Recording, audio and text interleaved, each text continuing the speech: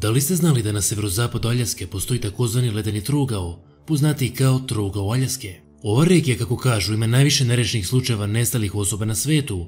Preko 20.000 ljudi je nestalo u zadnjih 50 godina. Ko ili šta se krije za ovih nestanaka i dalje misterija, ali možete pretpostaviti koliko ovdje ima nagađanja. Mogući odgovor je taj što se tu nalazi surova, netaknuta, nepristupačna priroda. Ovo je vrlo moguć odgovor. Ali u ovom trouglu postoje priče o viđenju čudnih, netifikovanih letelica. Također, za ovaj trougao se pročulo kada je Hale Box, jako visoko rangirani političar iliti lider predstavničkog doma, bio je u svoje vrijeme najmlađi član kongresa, bio je čak i član Warren komisije koja je imala jedan cilj, istraga ubistva Kennedyja. On je 1972. godine nestao baš u ovoj oblasti. Možete pretpostaviti koliko se teorija stvorilo iza njegovog nestanka. Pazite sada ovo, kako kažu, 2007. godine bilo je 2833 osoba koje su prijavljene kao nestale na Aljasci. U to vrijeme čitava država imala samo ukupnu populaciju od približno 670.000 ljudi. To znači da na 1000 stanovnika su nestale po 4 osobe. Zastrašujuća statistika. Ovo nije jedina misterija ove oblasti, ali o tome ćemo posle.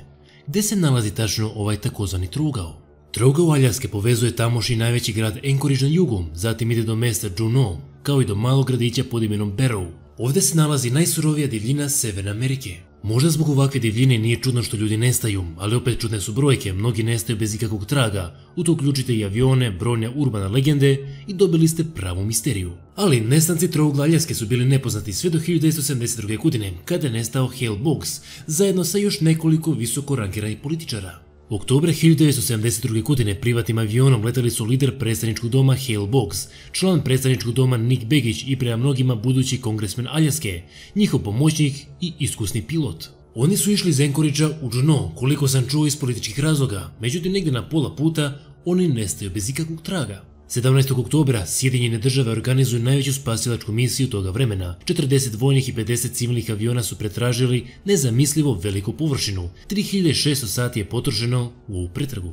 39 dana kasnije potraga je završena, nije pronađena čak ni olupina aviona. Nakon što je Hale Box nestao, stvorene su brojne teorije zavere. Mnogi su smatrali da je on uklonjen, jer je upravo bio član Warren komisije koja je istraživala ubistvo Kennedyja. Autor romana Matareški krugovi iz 1979. godine prikazao kako je Box ubijen jer je na drugačiji način istraživao ubistvo Kennedyja. Malo sam pretražio i uvidio sam da ovo baš i nije istina. On je čak i branio Warren komisiju i verovao je u oficijalnu istragu da je Kennedy ubijen od strane jednog čovjeka.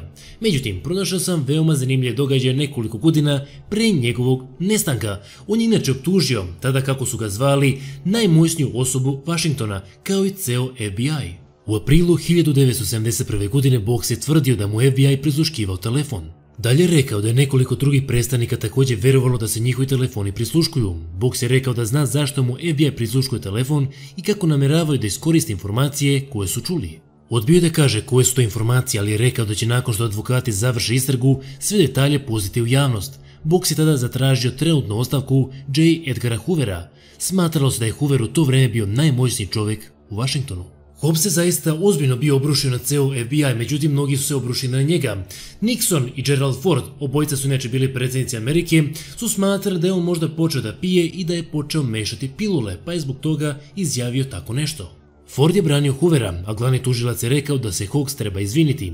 Nixon ga je uklonio sa sastanaka na visokom nivou i ograničio mu je pristup poverljivim informacijama, tačnije, tražio mu je zamenu. Pronašao sam i neke članke koji se baziraju na istragu FBI-a. Kako kažu, 1970. godine, 2 godine pre nego što je Hobbs nestao, tačnije 23. jula, nepoznati Lincoln automobil ga je bukvalno gurnuo sa puta.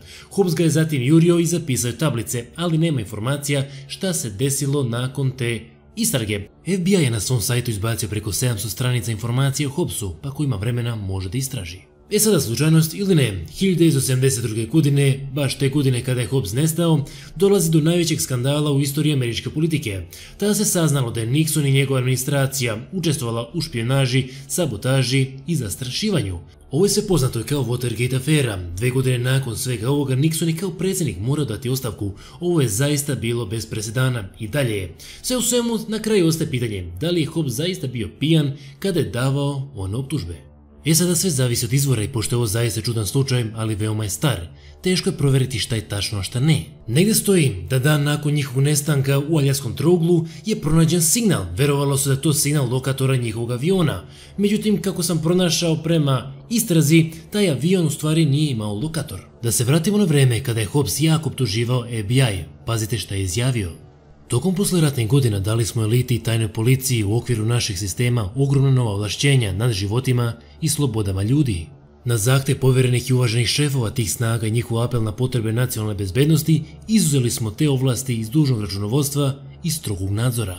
Da li je Hobbs ovdje govorio o nadzoru nekoliko decenija pre nego što je to nama bilo poznato? Kao što vidite, nekoliko godina pre samog nestanka Hale-Boxa bilo je zaista čudnih okolnosti i nije čudo što se stvorilo toliko zavjera oko ovog slučaja. Oni koji veruju da se iza svega krije zavjera čak smatra da je Nick Begich u stvari ključ razrješenja ovog slučaja. Znate, sve je moguće, ali moramo biti racionalni. Toga dana kada je došlo do tog leta, bilo je jako loše vreme i bila je magla. Tako da vrlo je moguće da je ovo prva poznata žrtva Aljaskog trougla. Nikada ovaj avion nije pronađen, niti su žrtve pronađene, tako da nikada nećemo znati pravu istinu. Bilo kako bilo, nakon ovog slučaja sve oči su bile uprte u Aljaski trougao i onda su ljudi počeli primećivati koliko ljudi zaista tamo nestaju. Počelo se primećivati da nisu samo planinari, stanovnici, turisti nestali tek tako. Kažu da od 1988. godine u ovom trouglu nestalo je više od 16.000 ljudi, što je ogromna statistika. Skoro svake godine nestane veliki broj ljudi i mnogi nikada ne budu pronađeni.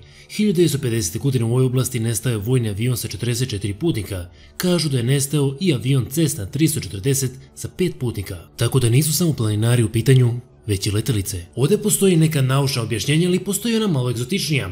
Recimo, u ovoj oblasti žive domorodci Tlingit naroda i prema njihovim legendama ovdje baš živi kuštaka. To je bukvalno aljaski jeti i smatra se da bi se ovo biće pojavilo onim ljudima koji se izgube u divljini Aljaske.